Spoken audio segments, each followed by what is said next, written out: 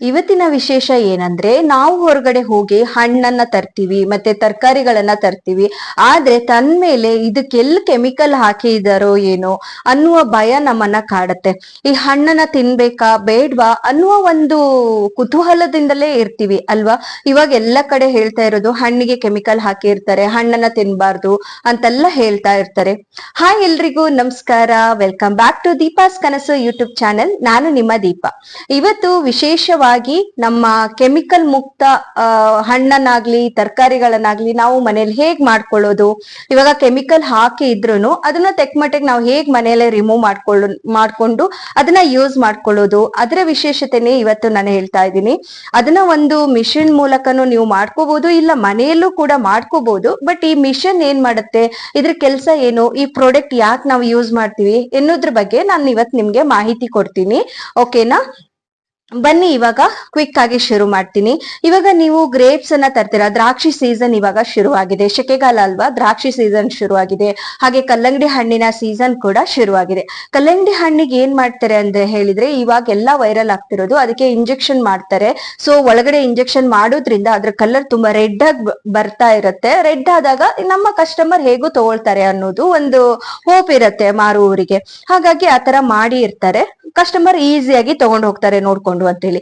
But ಅದು public ಆದಾಗ ಜನರಿಗೆ ನೋಡಿದಾಗ ಭಯಭೀತರಾಗ್ತಾರೆ. ಅದನ್ನ ತಿನ್ನೋದಾ ಬೇಡ್ವಾ ಅನ್ನುವ ನಾವು ಕೂಡ ಗೊಂದಲದಲ್ಲೇ ಇರ್ತೀವಿ ಅಲ್ವಾ.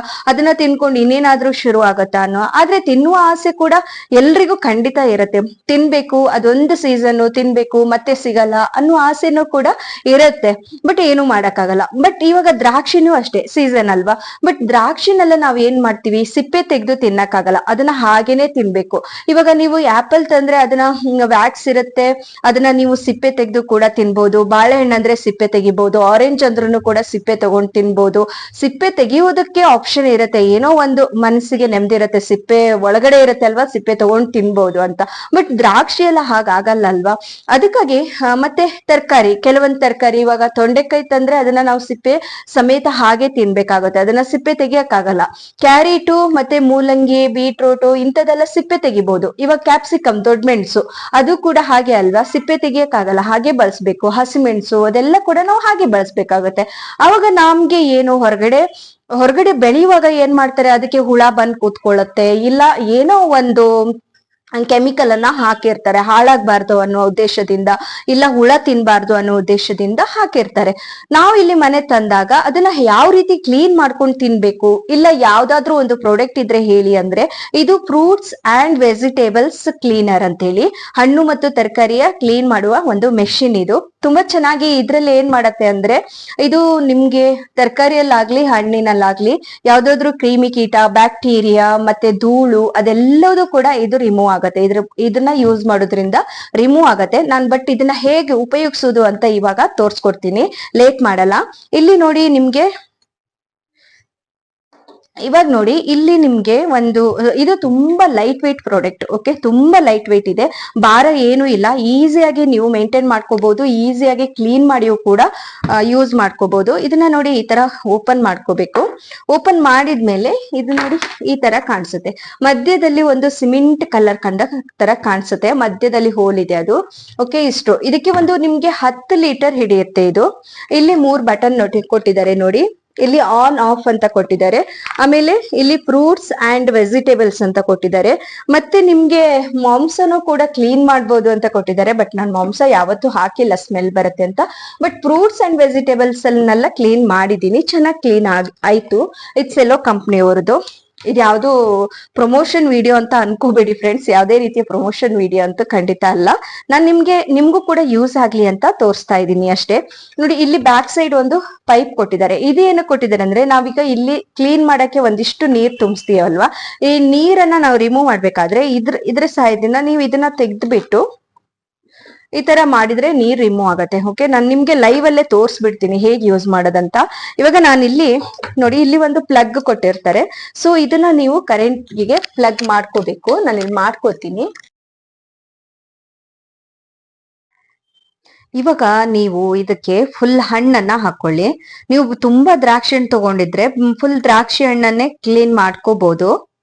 ನಾನಿಲ್ಲಿ ಫ್ರೂಟ್ಸ್ ಮತ್ತೆ ವೆಜಿಟೇಬಲ್ಸ್ ಎರಡು ಒಟ್ಟಿಗೆನೆ ಕ್ಲೀನ್ ಮಾಡ್ತಾ ಇದ್ದೀನಿ, ಯಾಕಂದ್ರೆ ಸ್ವಲ್ಪ ಸ್ವಲ್ಪ ಇದೆ ಅಲ್ವಾ, ಒಂದೇ ಸಲ ಆಗತ್ತೆ. ಇಲ್ಲಿ ನಾನು ಕ್ಯಾರೆಟು ಮತ್ತೆ ತೊಂಡೆಕಾಯಿ, ಮೂಲಂಗಿ, ಕ್ಯಾಪ್ಸಿಕಮ್ ಇಷ್ಟು ತಗೊಂಡಿದ್ದೀನಿ. ಆಮೇಲೆ ಸ್ವಲ್ಪ ದ್ರಾಕ್ಷಿ ಇದೆ. ಇವಾಗ ನಾವು ಈ ದ್ರಾಕ್ಷಿ ಹಣ್ಣನ್ನ ಇದ್ರ ಬಾಕ್ಸ್ ಒಳಗಡೆ ಹಾಕೊಳ್ಳೋಣ. ಒಂದ್ ಸೈಡ್ ಅಲ್ಲಿ ಹಣ್ಣನ್ನ ಇಟ್ಕೊಳ್ಳೋಣ.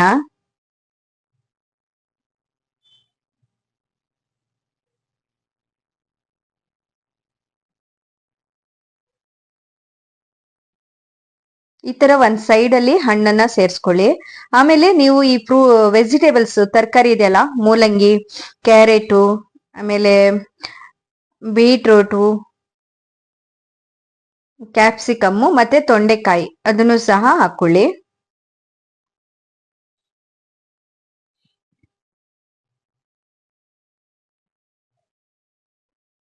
ನೋಡಿ ಎಲ್ಲ ಸೇರ್ಸ್ಕೊಂಡೆ, ಇವಾಗ ಆಯ್ತು.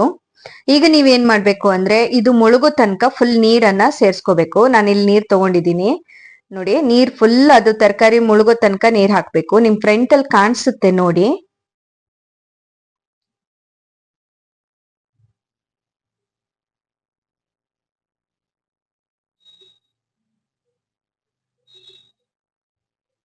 ನೋಡಿ ಇವಾಗ ಮುಳುಗ್ತಾ ಇದೆ ನೋಡಿ, ಮೇಲ್ಗಡೆ ಬಂತು. ಇಷ್ಟ ಹಾಕಿದ್ರೆ ಸಾಕು, ಫುಲ್ ಅಡಿ ಹೋಗಿದೆ.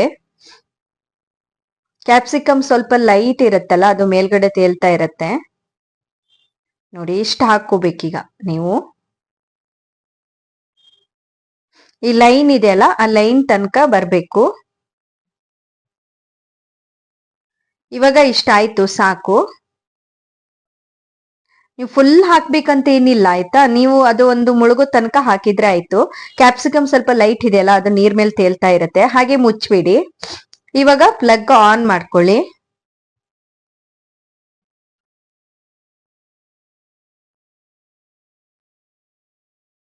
ಅಲ್ಲಿ ಫ್ರೂಟ್ಸ್ ಅಂಡ್ ವೆಜಿಟೇಬಲ್ಸ್ ಅಂತ ಆಪ್ಷನ್ ಇರುತ್ತೆ, ಅದನ್ನ ನೀವು ಫಸ್ಟ್ ಕ್ಲಿಕ್ ಮಾಡ್ಕೋಬೇಕು. ಇವಾಗ ನೋಡಿ ನಾನು ಆನ್ ಮಾಡಿದೆ. ಅಲ್ಲಿ 15 ಮಿನಿಟ್ಸ್ ತಗೊಳುತ್ತೆ ಇದು ಫುಲ್ ಕಂಪ್ಲೀಟ್ ಕ್ಲೀನ್ ಆಗಕ್ಕೆ. ಆನ್ ಮಾಡಿದಾಗ ನೋಡಿ ಈ ತರ ಬರುತ್ತೆ, ಈ ತರ ಸೌಂಡ್ ಬರ್ತಾ ಇರತ್ತೆ ನೋಡಿ. ಅಲ್ಲಿ ಓಝೋನ್ ಲೇಯರ್ ಬರ್ತಾ ಇರತ್ತೆ. ಓಝೋನ್ ಲೇಯರ್ ಇಂದ ಇದೆಲ್ಲ ಕ್ಲೀನ್ ಆಗತ್ತೆ.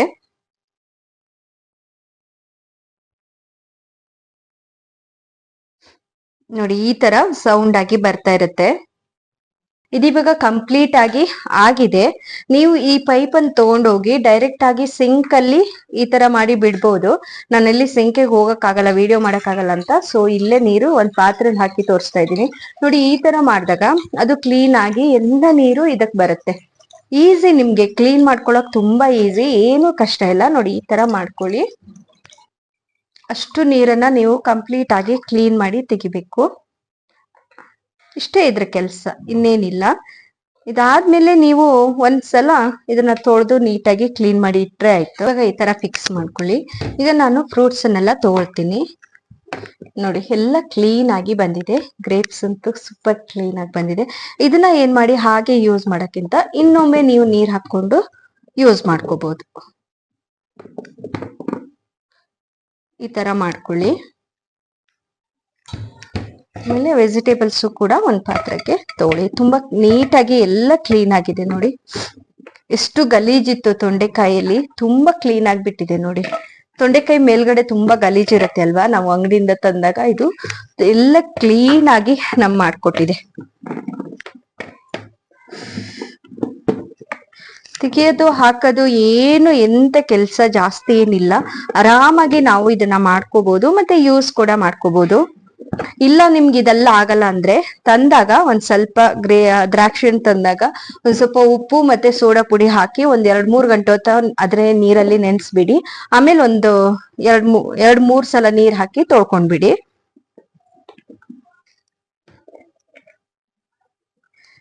ಇವಾಗ ಆಗಿದೆ ನೋಡಿ, ಇಷ್ಟಾಯ್ತು.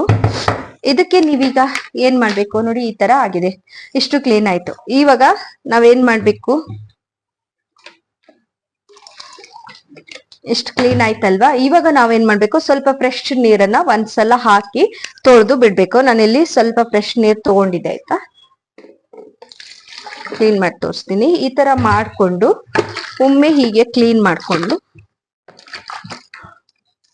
ನೋಡಿ, ಈ ತರ ಮಾಡಿದ್ರೆ ನೀಟಾಗಿ ಕ್ಲೀನ್ ಆಗತ್ತೆ ಅದು.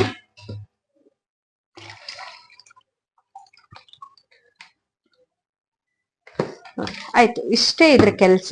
ಇವಾಗ ಕಂಪ್ಲೀಟ್ ಆಗಿ ಆಗಿದೆ ನೋಡಿ, ಇಷ್ಟು.